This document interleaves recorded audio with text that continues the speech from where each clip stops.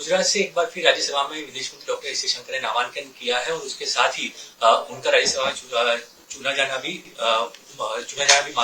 जो है वो तय हो चुका है। हम उनसे ही बात करते हैं कैसा उनका कार्यकाल रहा और किस तरह से आगे का काम रहेगा। सर, पहले तो आपको बधाई, आपने नामांकन कर दिया और आपकी जीत विजयी मानी जा रही है। आपका 4 साल का कार्यकाल कैसे रहा राज्यसभा का और क्या काम किया आपने गुजरात में जो मॉडल यहाँ पे मॉडल विलेज बनाया था, किस तरह का आपका अनुभव रहा?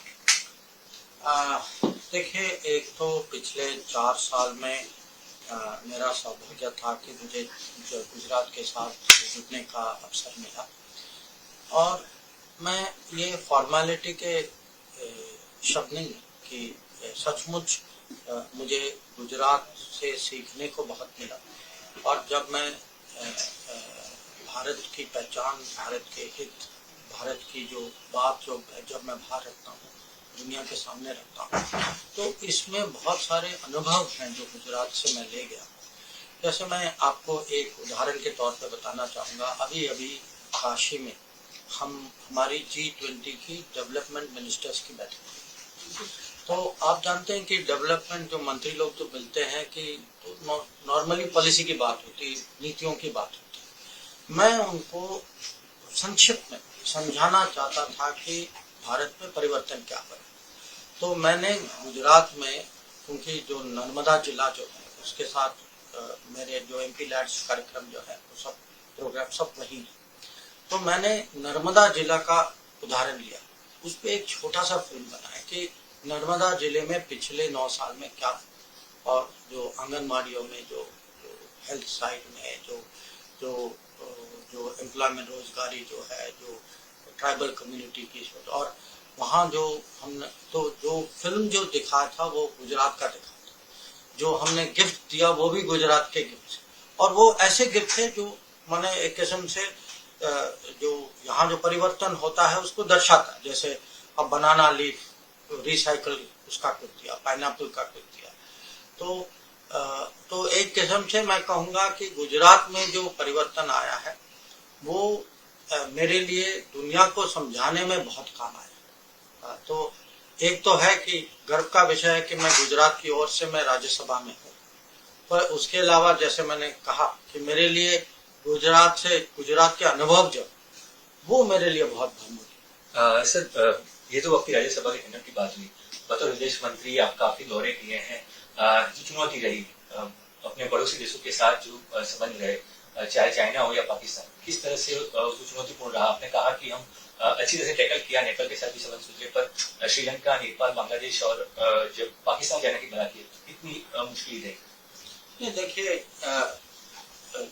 विदेश नीति में चुनौतियां तो होती हैं, ये कोई नई बात नहीं है। कुछ जो है बहुत ऐतिहासिक मुद्दे हैं, पर मैं जरूर ये कहूँगा कि पिछले 9 साल में अगर देखें, ज़्यादातर हमारे पड़ोसी जो हैं हमें और सकारात्मक नज़र से देखते हैं।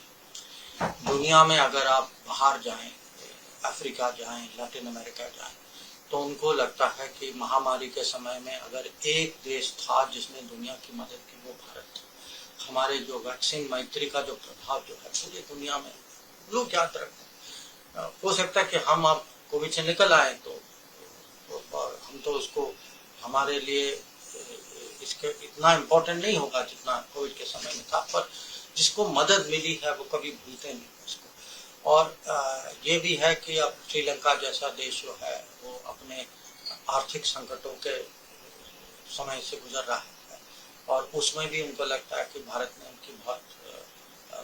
ने साथ दिया। हमने उनको एक किस्म से जो हमारी ओर से जो फाइनेंशियल सपोर्ट जो मिली वो टाइम पे भी मिला, और जो उसका जो साइज जो था वो IMF से ज़्यादा भी था। तो चुनौतियां होंगी चीन के साथ, वो सीमा में है चुनौती। उस चुनौती का हम सामना कर रहे हैं। आप जानते हैं कि हमारी फौज वहाँ डिप्लॉय हो चुकी है। पाकिस्तान की चुनौती कुछ और है, वो भी नई चुनौती नहीं, तो उनको भी मैसेज मिल रहा है इसमें। तो और ये भी है कि जो विकसित देश है उनको लगता है कि आज जब टेक्नोलॉजी की दुनिया है, जब तो भारत एक देश है जहाँ ये समय ठीक है कि उनको इन्वेस्ट करना चाहिए। जो टेक्नोलॉजी की जो कोलैबोरेशन जो होती है, तो आप देख लें कि बड़े बड़े कंपनी जो है, एप्पल, आप हाल ही में जब पीएम गए थे अमेरिका, गूगल ने तय किया था कि वो अपना ग्लोबल फिनटेक सेंटर गुजरात में बनाएंगे। और आप जानते हैं कि एप्पल का फोन जो है यहाँ बनना शुरू हो गया है।